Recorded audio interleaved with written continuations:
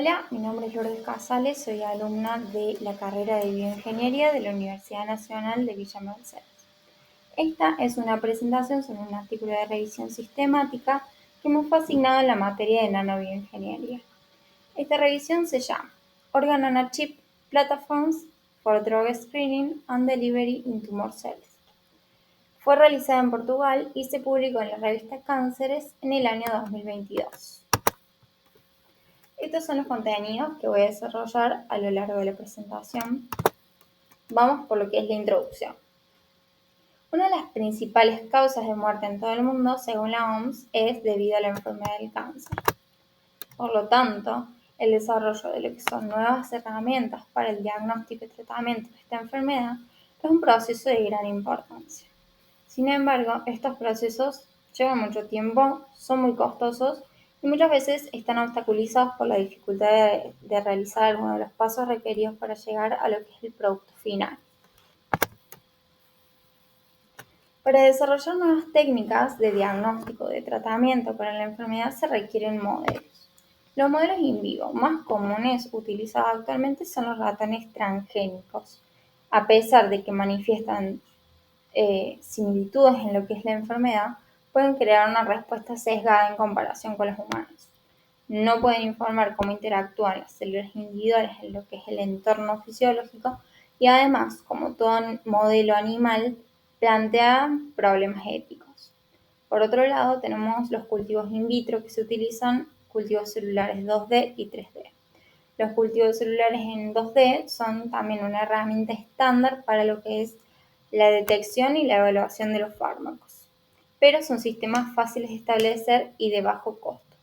El problema con estos modelos es que no representan adecuadamente el microambiente tisular que está en los humanos. Por lo tanto, esta inexactitud lleva a que se utilicen fármacos ineficaces posteriormente. Pasando a lo que son los cultivos celulares en 3D, podemos replicar lo que son organoides y esferoides. Esto nos permite imitar mejor las interacciones célula-célula in vitro, ya sea entre células cancerosas o entre células cancerosas y células sanas. Mediante estos modelos podemos obtener una mejor replicación de lo que son las condiciones fisiológicas y además, si utilizamos células cancerosas, podemos obtener mejor las características del microambiente tumoral, por ejemplo, reproduciendo la formación de un núcleo necrótico. Ahora, el problema de estos modelos es que son cultivos estáticos, no tienen un flujo dinámico, por lo tanto no recrean esa influencia de la presión y el estrés que causan los fluidos y los tejidos del ambiente. Tampoco recrean lo que es el suministro de nutrientes y células que nos proporciona la sangre. Este desafío se ve superado por lo que son estas nuevas plataformas que son órganos en un chip. Son modelos in vitro que se centran en lo que es la replicación de interacciones y manifestaciones fisiológicas a nivel de tejidos y órganos in vivo. Fusionan lo que es microfluidos y cultivo celular en 3D. Cuando hablamos específicamente de lo que es investigación del cáncer, hablamos de un tumor en un chip.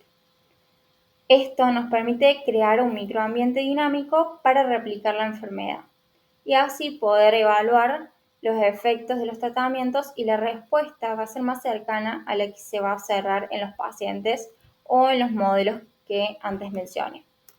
Estos dispositivos están hechos por lo general de vidrio o de polímeros que permitan que sean ópticamente transparentes.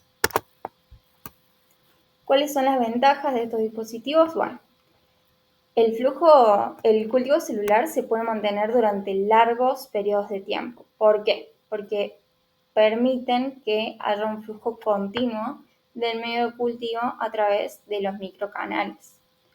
Además, se puede monitorear porque se pueden conectar distintos tipos de equipos, ya sean microscopios, incubadoras, bombas o sensores.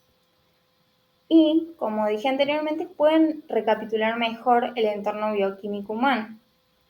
En algunos dispositivos permiten la eliminación de desechos o la perfusión de oxígeno. Esta revisión específicamente se encarga de presentar distintas plataformas de microfluidos que se realizaron en la última década, donde se introdujo y se utilizó un cultivo celular para la evaluación de la eficacia y o toxicidad de tratamientos contra el cáncer. ¿Cómo fueron los métodos? El trabajo se basó en las guías de investigación para revisiones sistemáticas propuestas por Prisma y se utilizaron 3 fuentes de datos: ScienceDirect, PubMed y Scopus. En cuanto a los criterios de exclusión, tenemos que artículos de revisión, ponencias de congresos, comunicaciones breves y artículos escritos en idiomas distintos al inglés se excluyeron directamente de este estudio. Y los criterios de inclusión fueron los siguientes. Se incluyeron artículos publicados en los últimos 10 años, las líneas celulares que utilizaron correspondieron a células cancerosas, utilizaron plataformas de órgano en un chip para estudios del cáncer, los modelos 3D que utilizaron permitieron la realización de pruebas de detección de drogas y probaron tratamientos contra el cáncer nuevos o estándares. ¿Cuáles fueron los resultados? Bueno, de las 3 bases de datos se obtuvieron 820 artículos. Acá tenemos una representación esquemática de lo que fue el proceso de selección. Se eliminaron los duplicados, después se hizo una selección en función de la relevancia del título en el contexto de esta revisión. Después se examinaron a texto completo para evaluar si cumplían con los criterios de inclusión o exclusión que nombré anteriormente. Y quedaron 200. De esos 200 se hizo la selección final y el número total de artículos seleccionados para la síntesis cualitativa de esta revisión fue un total de 75 artículos. Para evitar sesgos, 2 autores distintos realizaron la selección de artículos por separado y luego compararon las clasificaciones. Si hubo algún desacuerdo o duda respecto a esa clasificación, se resolvió por lo que fue un tercer autor. Bueno, los artículos que se seleccionaron se dividieron de acuerdo con el tipo de modelo de cáncer que el grupo de investigación replicó. Un gran número de estudios combinaron más de un órgano para evaluar simultáneamente el efecto de los medicamentos en distintos tipos de cáncer, o también para evaluar los efectos tóxicos en órganos sanos. Otros replicaron lo que fue cáncer de cerebro, de páncreas, sistema linfático, mama, intestino, riñón. Un gran grupo también se centró en lo que fue el estudio de la angiogénesis, de la formación de vasos sanguíneos en el área que rodea el tumor. Tumor de hígado, de ovario, pulmones, hueso y por último de cabeza y cuello. El porcentaje de cada uno de estos artículos de esta clasificación se presenta en la figura. Bueno, ahora voy a describir rápidamente solamente algunos de esos 75 estudios que fueron incluidos para que después podamos pasar a lo que son las conclusiones. Por un lado tenemos un grupo de investigadores que creó una plataforma acustofluídica en donde se cultivaron células de glioblastoma en un entorno 3D. Lo que trataron de investigar fue el potencial de combinar ultrasonido focalizado y fármacos nanomedicinales. En cuanto a los fármacos nanomedicinales, utilizaron nanopartículas de doxorubicina encapsuladas en liposomas sensibles a la temperatura. Cuando se aplicó el ultrasonido focalizado, lo que hizo fue generar calor. Este calor contribuyó a una mayor absorción del fármaco por parte de las células, lo que resultó en un aumento de la muerte celular y una reducción de la proliferación celular, en comparación con lo que fueron los tratamientos aislados. Otro grupo lo que hizo fue generar esta plataforma de microfluidos en donde se recapituló la formación angiogénica que ocurre en los tumores in vivo y evaluaron la eficacia particularmente de una nanomedicina antiangiogénica basada en ARN de interferencia. ¿Qué es lo que hicieron? El objetivo de este estudio fue silenciar un factor de crecimiento endotelial vascular o el receptor de ese factor de crecimiento. Y utilizaron ARN de interferencia con nanopartículas de sílice mesoporosa como portadoras. Evaluaron la eficacia en 3 líneas celulares distintas, en hepatocarcinoma, en adenocarcinoma colorectal y en adenocarcinoma de pulmón. ¿Qué se observó? Se observó un efecto antiangiogénico prominente en el hepatocarcinoma, porque este tumor tiene una alta angiogénesis. Y después se observó un efecto mínimo en lo que son las otras líneas celulares, las de adenocarcinoma colorectal y de pulmón. Y estos son tumores que tienen un bajo grado de angiogénesis natural. Por otro lado, tuvimos un estudio que recreaba lo que era un tumor de hígado. El hígado se ve muy afectado por estos tratamientos, ¿sí? Porque participa en el metabolismo de los fármacos. Algunos fármacos se activan después de biodegradarse en el hígado. Este dispositivo lo que hacía era censar el pH, en consecuencia el metabolismo celular. Utilizaron también células de tumor de hígado, administraron glucosa y doxorubicina. Observaron que el metabolismo celular aumentó cuando se utilizaron dosis altas de glucosa y disminuyó significativamente cuando se administró doxorubicina, que es este fármaco quimioterapéutico. Después recrearon el tumor de mama, crearon un dispositivo de microfluidos que replicó la progresión del tumor, incluyendo angiogénesis, migración celular e intravasación. Estos conceptos son relevantes en el contexto de la metástasis del cáncer. Probaron un fármaco PTX y utilizaron por un lado una línea celular cancerosa y por otro lado organoides derivados del paciente. La densidad vascular y el tamaño del tumor en la línea cancerosa se redujeron. Y después, en los organoides tumorales derivados del paciente, la densidad vascular no se vio afectada, pero el crecimiento del tumor se redujo. Por último, el último estudio que voy a nombrar es de un sistema multiorgánico. Desarrollaron un sistema multiorgánico para probar efectos de medicamentos contra el cáncer en células cancerosas y en células sanas.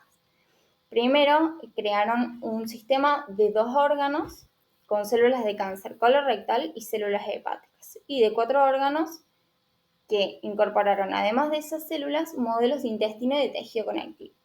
Probaron los fármacos CAP y Tregafur. ¿Qué observaron? Que en aquellos cultivos que estaba conectado al modelo del hígado se inhibió el crecimiento del cáncer. Y también observaron efectos inhibidores en los modelos de tejido conectivo. En los otros modelos no se vio ningún efecto significativo.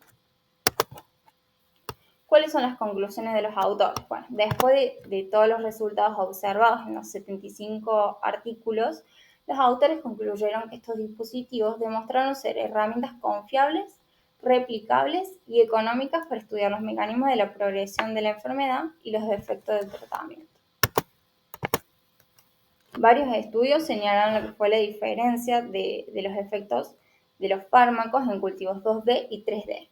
Y todos observaron que los cultivos 3D requieren dosis más altas de los fármacos. Tienen una mayor resistencia, digamos. Además, estos dispositivos no presentan completamente lo que son las condiciones fisiológicas in vivo, pero cuando combinamos distintas células de los distintos órganos, esto mejora la representación. Además, que permite la inclusión de células de paciente para una evaluación más precisa. En cuanto a lo que es la recreación de la red vascular, esto nos permitió estudiar conceptos de la metástasis tumoral y cómo influye esa red en la eficacia de los fármacos. Y concluyeron también de que hay pocos estudios sobre la influencia de los materiales utilizados en los dispositivos en la absorción de los fármacos. En cuanto a conclusiones personales, opino que estos dispositivos establecen un nuevo paradigma en la investigación biomédica. Hay que reconocer que estamos en las primeras etapas de esta tecnología innovadora y que falta muchísimo por investigar y por mejorar.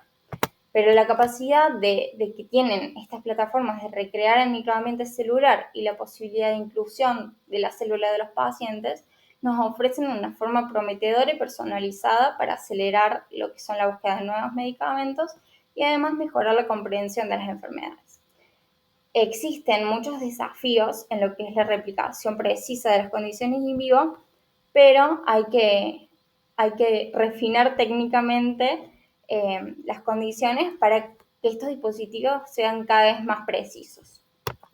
Bueno, a pesar de los obstáculos, mantengo una visión optimista y sostengo que con investigación continua y colaboración interdisciplinaria es posible que estos dispositivos se conviertan en herramientas estándar para lo que es el diagnóstico y tratamiento de enfermedades. Muchas gracias.